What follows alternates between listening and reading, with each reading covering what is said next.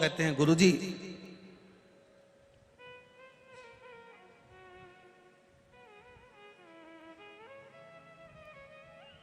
दो पौधे, एक शमी का एक बेलपत्र का, भूल से भी बेलपत्री के पौधे के नीचे से, बेलपत्री के वृक्ष के नीचे से अगर भूल से भी, तुम्हें नहीं मालूम कि यह बेलपत्री का पेड़ है, तुम्हें नहीं मालूम कि यह बेलपत्री का पौधा है, तुम्हें नहीं मालूम कि यह बेलपत्री का वृक्ष है, भूल से भी चलते चलते भी तुम्हारी ट्रैक्टर, तुम्हारी ट्राली, तुम्हारी गाड़ी, तुम्हारा बखर, तुम्हारा बेल, तुम बेलपत्री के पेड़ की छांव में से भी अगर निकल कर चले जाते हो तो दिन भर में अगर 100 पाप भी हो जाते हैं तो पल भर में धुल जाते हैं। एक बेलपत्री के वृक्ष के नीचे से, एक बेलपत्री के वृक्ष की छांव से, एक बेलपत्री के वृक्ष की मात्र टहनी की छैया से हमारे कोटि कोटि पाप समाप्त हो जाते हैं।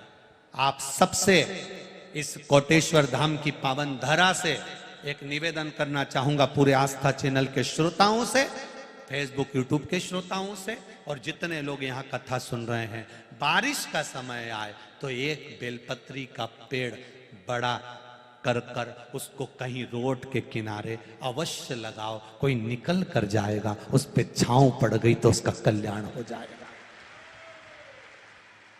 वृक्षारोपण में बेलपत्री का वृक्ष अवश्य लगाइए। 2 वृक्ष की छांव और 2 वृक्ष का दर्शन हमारे जीवन को सुख दे जाता है। एक बेलपत्री, दूसरा शमी का पौधा। शमी का वृक्ष तुम्हारे घर में बड़ा मत लगाओ, पर शमी का पौधा जब तक तुम्हारे इस हाथ की आकृति का रहे, उसमें से तुम पत्ती तोड़ो मत तोड़ो, उसमें से कुछ तोड़कर तुम शिव जी को चढ़ाओ मत चढ़ाओ, भले तुम बाहर जाकर टूटा हुआ लेकर आ जाओ, पर घर के बाहर, घर के कमरे में नहीं, हॉल में नहीं, घर के अंदर नहीं। तुम्हारा घर चारों तरफ से हो जाता है, 4 कमरे, हॉल, किचन, लेटरिन, बाथरूम सब पूर्ण कंप्लीट हो जाए, उसके बाद जो तुम्हारे जगह बचे, घर से जब तुम बाहर निकलो तो बाहर की ओर जाते समय, अगर तुम्हारे निकलते समय तुम्हारा सीधे हाथ की ओर अगर शमी का छोटा सा पौधा लगा है तो ये निश्चित है कि तुम जिंदगी में कभी किसी अदालती कोर्ट केस में, कभी प्रशासनिक आदि केस में, कभी किसी गलत जगह पर जिंदगी में नहीं फंस सकते, आप उससे बाहर ही निकल जाएंगे। एक शमी का छोटा सा पौधा भी, उसका स्पर्श, उसका दर्शन, उसमें चढ़ाया गया 1 लोटा जल। शमी 3 देवताओं को सबसे ज्यादा प्रिय है।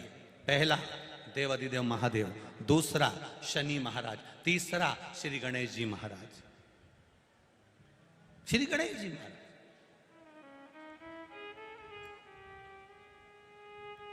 क्योंकि शमी की शादी करने वाला कौन था?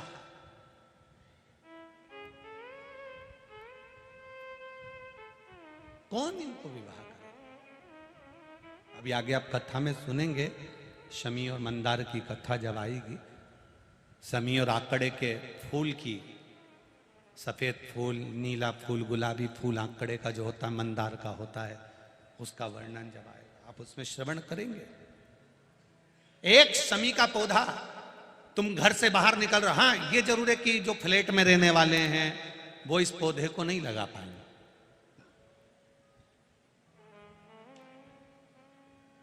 क्योंकि जब दरवाजे से निकलते हैं तो अंदर गच्ची होती है, गैलरी होती है, तो कैसे लगाएं घर के बाहर।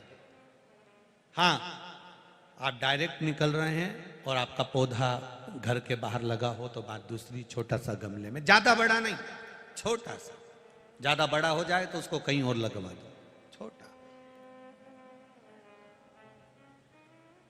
घर से निकलते समय सीधे हाथ पर अगर शमी का पौधा, आप निकल रहे हैं और आपका राइट हैंड है, सीधा हाथ है, घर के बाहर शमी का पौधा है, प्रतिदिन का अगर आपका नियम बन गया कि शमी को देखकर घर से बाहर निकल रहे हो, जिंदगी में कभी कांटे तुम्हारे जीवन में आ ही नहीं सकते, कोई रोड़ा आएगा ही नहीं, बढ़ जाओ।